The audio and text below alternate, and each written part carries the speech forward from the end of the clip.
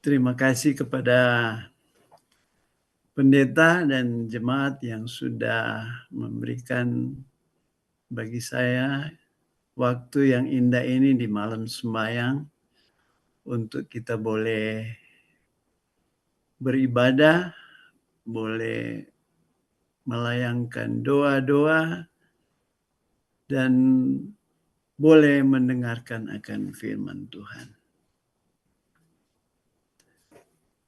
Pelajaran kita pada malam ini tidak terlalu panjang, saya cuma ambil yang pendek-pendek supaya semua nyendak muntah tidur. Jadi sebelum kita mendengarkan firman Tuhan, baiklah kita tunduk kepala sejenak dan kita berdoa. Tuhan Bapa di surga, di malam yang ini Tuhan, di saat kami mau mendengarkan firman Tuhan, biar kiranya Roh-Mu yang suci boleh bersama-sama dengan kami, agar firman yang kami akan bawakan pada malam ini boleh membawa kehidupan kami untuk lebih setia dengan Tuhan. Terima kasih Tuhan, Roh-Mu yang suci boleh bersama-sama dengan kami. Ampuni dosa kami yang banyak, di dalam nama Yesus kami sudah berdoa. Amin. Saya ambil judul pada malam ini, ya, judul yang Saudara Wen bilang, ini judul bagus ini. Judulnya adalah Nabi yang Enggan. Memang kalau kita lihat banyak nabi-nabi dan banyak pendeta-pendeta yang sudah mengkhotbahkan akan pelajaran ini. Ada yang memberi judul pelajaran ini adalah merpati yang ingkar janji.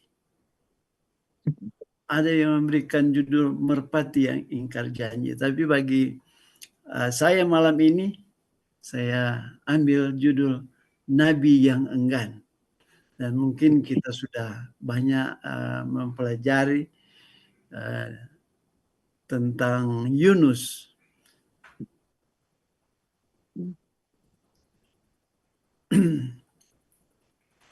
Nabi yang enggan. Kalau kita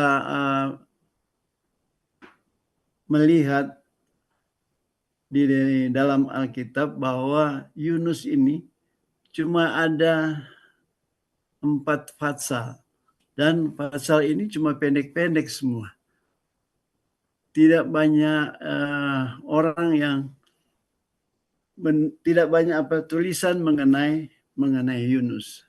Tetapi Yunus ini adalah nabi yang dipilih oleh Tuhan. Dan saya akan memulainya dari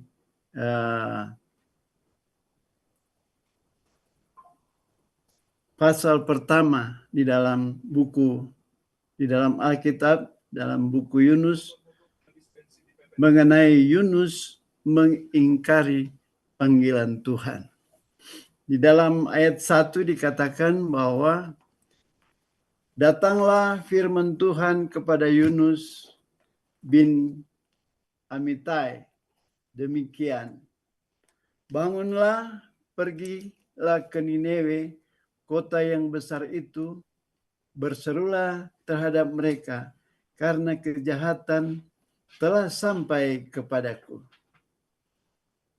Firman Tuhan kepada Yunus bin Amitai untuk bangun dan pergi ke Niniwe, kota yang besar itu, berseru terhadap mereka, karena kejahatannya telah sampai kepadaku. Ini adalah firman Tuhan yang diberikan kepada Yunus untuk dikabarkan ke kota Niniwe. Tetapi apa tanggapan Yunus ketika mendengarkan akan firman Allah ini untuk pergi ke Niniwe memberitakan pekabaran keselamatan bagi Niniwe. Saya ditugaskan di jemaat dan dipilih sebagai men's ministry. Saya agak ragu-ragu kalau saya mampu untuk melakukan tugas ini, tetapi jemaat sudah memilih, berarti saya yakin dan percaya bahwa Tuhan juga sudah memilih saya untuk dipercayakan sebagai men's ministry. Kalau kita melihat sejarah mengenai Yunus ini, Tuhan sudah memberikan kepadanya pekabaran untuk diberikan kepada Niniwe, kota Niniwe. Tetapi apa yang Yunus lakukan? Dia lari dari apa yang Tuhan suruh untuk dia kerjakan. Dikatakan di ayat yang kedua di sini, tetapi Yunus bersiap untuk melarikan diri ke Tarsis, jauh dari hadapan Tuhan. Ia pergi ke Yafo dan mendapatkan di sana sebuah kapal dan akan berangkat ke Tarsis. Dia membayar perjalanannya, lalu ia naik untuk berlayar bersama-sama dengan mereka ke Tarsis, jauh dari hadapan Tuhan. Jadi Yunus pada waktu itu dia mau lari dari hadapan Tuhan. Tetapi di dalam Mazmur 33 ayat 13 dikatakan bahwa mata Tuhan ada di mana-mana. Jadi dia tidak dapat bersembunyi daripada Tuhan. Dan singkat ceritanya, ya, Yunus pergi menjauh dari Tuhan dan akibatnya adalah dia harus apa? Dia harus dibuang ke dalam laut dan dimakan oleh ikan yang besar. Kita melihat bagaimana Yunus ini mau menjauh dari Tuhan. Kita sebagai umat-umat Tuhan, kalau kita dipanggil oleh Tuhan, jangan kita apa? Coba-coba menjauh dari Tuhan. Karena mata Tuhan ada di mana-mana. Kita tidak perlu bersembunyi, Tuhan akan melihat kita. Kemanapun kita pergi, Tuhan akan melihat kita. Jadi ketika Yunus di dalam perut ikan menjauh dari Tuhan, dia pikir Tuhan tidak melihat dia. Tetapi dalam penderitaannya, di dalam pergumulannya, Yunus kembali dia menyadari bahwa dia ini sudah menjauh dari Tuhan. Saya ingin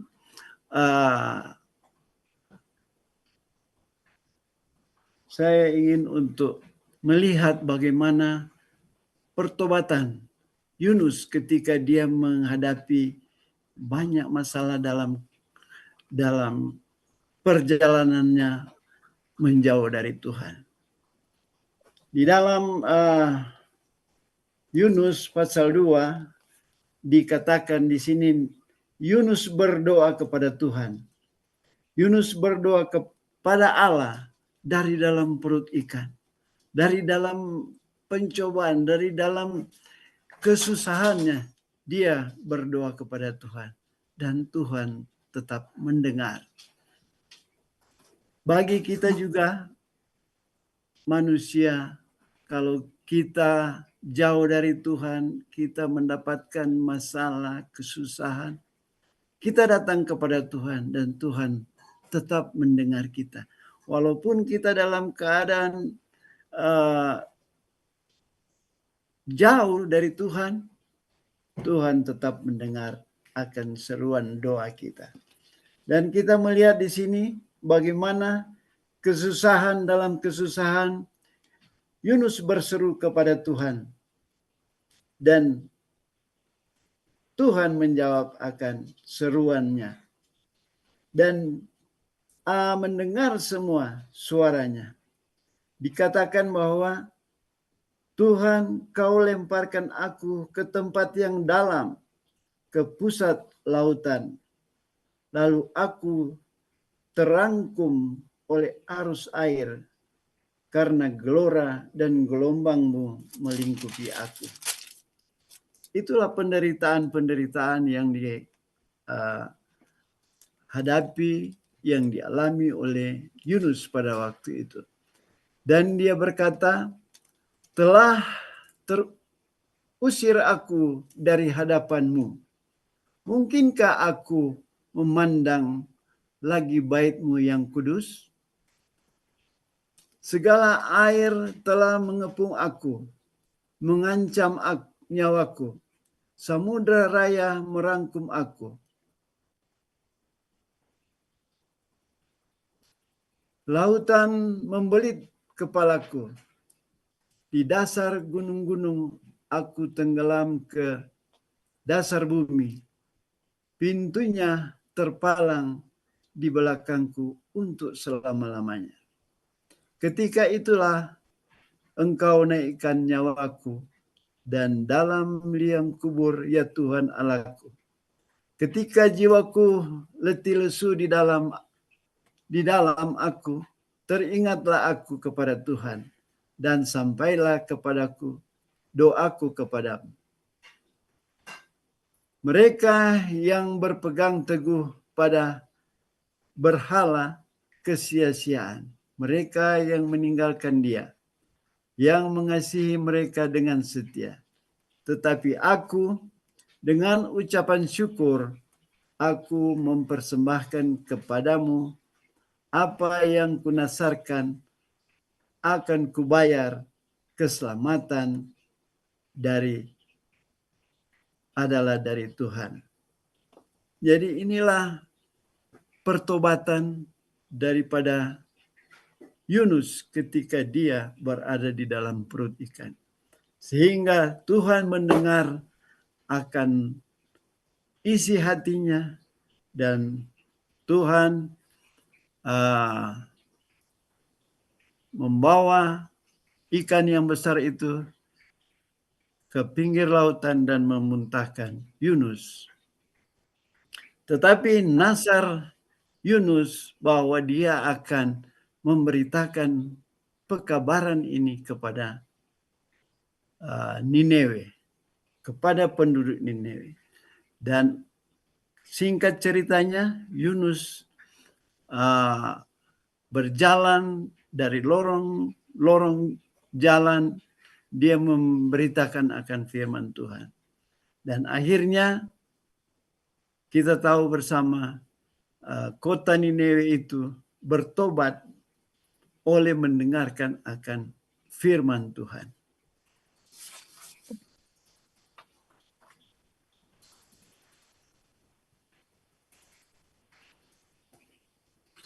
Nineve meskipun telah menjadi jahat, tidak seluruhnya dibiarkan dan dikuasai oleh kejahatan.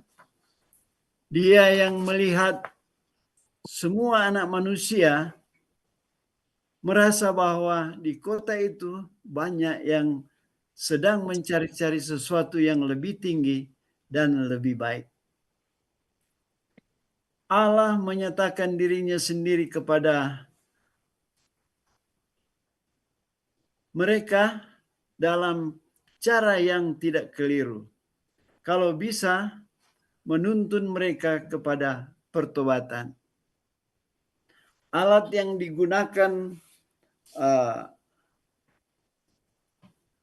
digunakan untuk pekerjaan ini adalah Nabi Yunus.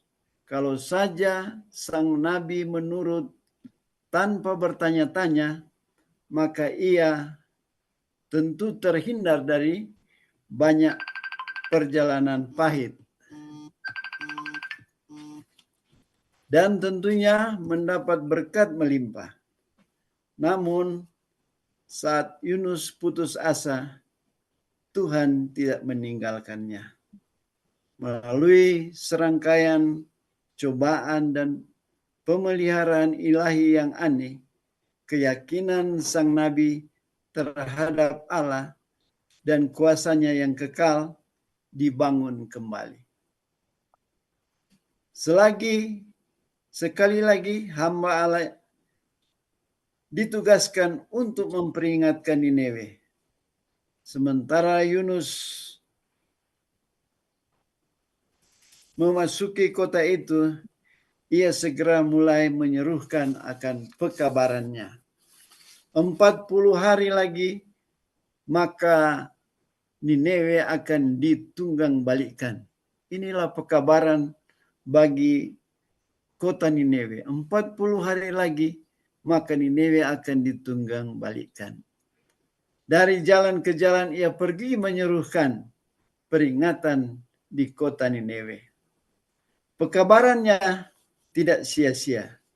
Seruan yang terdengar di jalan-jalan kota jahat itu diberitakan dari mulut ke mulut sampai semua penduduk mendengarkan pengumuman yang mengejutkan itu. Roh Allah mengirim pekabarannya kembali ke setiap hati dan menyebabkan banyak orang gemetar karena dosa-dosa mereka yang diperbuat. Dalam kerendahan hati mereka datang dan bertobat. Di dalam malapetaka mereka terhindar. Allah Israel ditinggikan dan dihormati di seluruh dunia kafir, dan hukumnya dihormati. Inilah berita yang diberikan kepada Yunus, dan Yunus pergi untuk memberitakan pekabaran itu. Walaupun pertama dia menjauh dari Allah oleh karena dia takut untuk memberitakan, dia enggan untuk memberitakan akan pekabaran ini, tetapi Allah menuntun dia untuk kembali untuk memberitakan akan firman Tuhan. Kepada kita malam ini, kadang-kadang kita mau jauh dari Tuhan. Kita mau lari dari Tuhan. Tidak mau untuk melakukan kehendak Tuhan. Tetapi mata Tuhan ada di mana-mana. Kita tidak bisa jauh dari Tuhan. Tuhan akan setia ketika kita mau datang kembali kepada Tuhan. Tuhan akan menolong kita. Pelajaran bagi kita untuk jangan kita menjauhkan diri dari Tuhan. Ketika kita dipanggil untuk melakukan pekerjaan Tuhan, jangan kita menjauh dari Tuhan. Karena mata Tuhan ada di mana-mana. Lakukanlah pekerjaan Tuhan dengan sepenuh hati. Tuhan tidak akan membiarkan kita berjalan sendirian. Dia akan menuntun kita. Dia akan menolong kita. Selalu apabila kita mau menyerahkannya kepadanya semua kekhawatiran kita, Tuhan akan sanggup menolong kita. Berjalan bersama Dia sambil kita memberitahukan kebenaran firman Tuhan kepada dunia ini. Kita umat-umat Tuhan yang Tuhan sudah siapkan di akhir zaman ini adalah tanggung jawab kita untuk memberitakan kebenaran firman ini kepada semua orang. Supaya kita tidak jauh dari Tuhan. Kita harus selalu berdoa kepada Tuhan.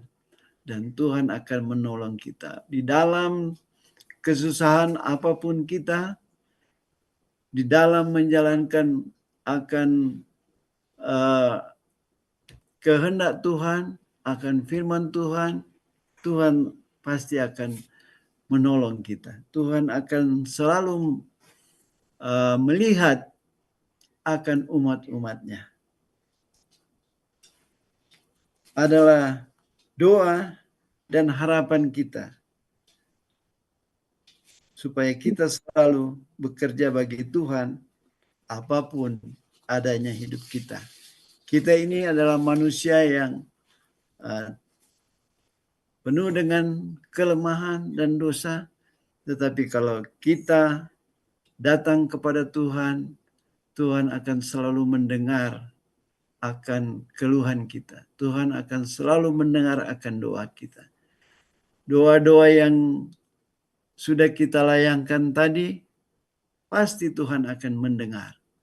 Dan kita tinggal menunggu jawabannya. Biarlah pelajaran yang singkat ini boleh membawa kehidupan kita untuk kita tetap setia, tetap percaya bahwa apa yang kita lakukan, apa yang Tuhan kehendaki untuk kita lakukan, Tuhan akan selalu menolong dan memberkati kita. Biar sepanjang malam ini, sepanjang setengah minggu yang akan datang ini, kita boleh selalu berserah kepada Tuhan, dan Tuhan akan menjawab semua dosa-dosa, doa-doa kita. Saya bawa di dalam nama Yesus. Amin.